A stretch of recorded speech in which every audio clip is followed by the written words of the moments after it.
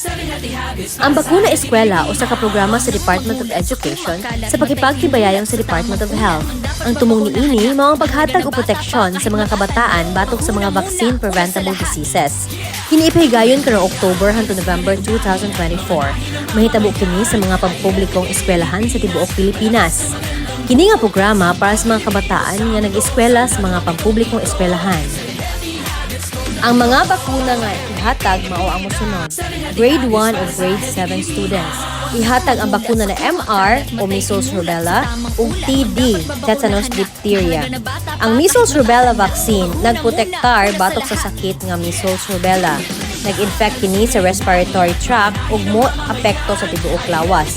Ang mga simptomas naglakip sa taas nga hilanat, ubo, sipon ug rashes sa tibuok lawas. Ang tetanus diphtheria vaccine naprotektar batok sa sakit nga tetanus. Ang mga simptomas niini kasagaran nagpakita tali sa 3 hangtod 21 ka adlaw human ma-expose ang tao sa C. tetani. Ang mga tao nga adunay bag-ong samad mas delikado sa tetanus. Labaw na kung ang samad lalom ug nahugawan. Ang unang timailhan kasagaran pagpanggahi sa apapangig o gitawag og lockjaw. Grade 4 students, ihatag ang bakuna nga HPV vaccine o Human Papillomavirus Vaccine. Mga kinahanglan mahibalan bahin sa HPV. Ang Human Papillomavirus mao ang virus nga nagdala sa cervical cancer sa mga babaye. Kini maipasa ug makuha sa pakipaghilawas o skin-to-skin contact sa palibot sa kinatao. Lalaki man o babae, mahimong maapektuhan sa HPV. Mahimong mapasa ang HPV sa mag-asawa, magka-live-in, manag-uyab o subisag kinsa basta adunay sexual contact. Ang cervical cancer, mahimong mapugngan pinaagi sa atong ihatag na bakuna. Mga kinahanglang mahibalan bahin sa HPV vaccine. Pangunang paagi aron malikayan ang cervical cancer, epektibo ang bakuna kung madawat kini usa ma-expose sa pakipaghilawas. Busa girekomenda kini sa mga batang babae nga nag-edad 9 hangtod 14 anyos. Ang tanang mga batang babae nga nag-edad 9 hangtod 14 anyos ginaawhag nga magpabakuna batok sa HPV. Luwas ug epektibo ang HPV vaccine. Dili makaepekto ang HPV vaccine sa fertility sa mga babae o lalaki. Wala kini epekto sa kahimsog sa posibleng mga anak sa umaabot.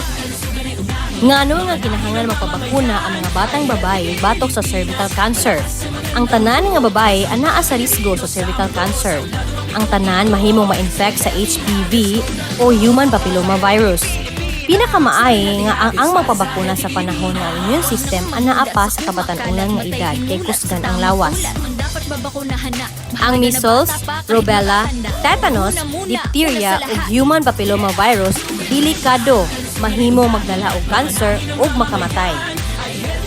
Mga kinahanglan buhaton sa kinikanan usa magpabakuna sa ilang mga anak. Pakaunon ang anak, usa siya mosulod sa eskwelahan.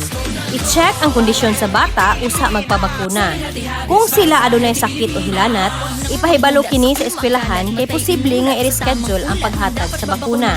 Kinahanglan ang pirma sa ginikanan sa consent form aron mabakunahan ang estudyante sa eskwelahan. Busa timan-i.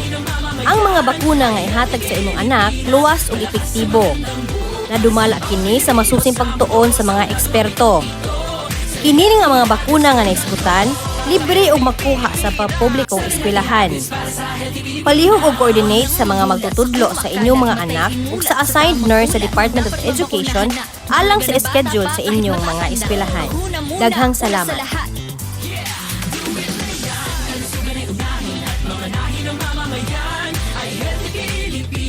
Malakas sa magandang bukas, ang bawat Pilipino sa mundo, sa unado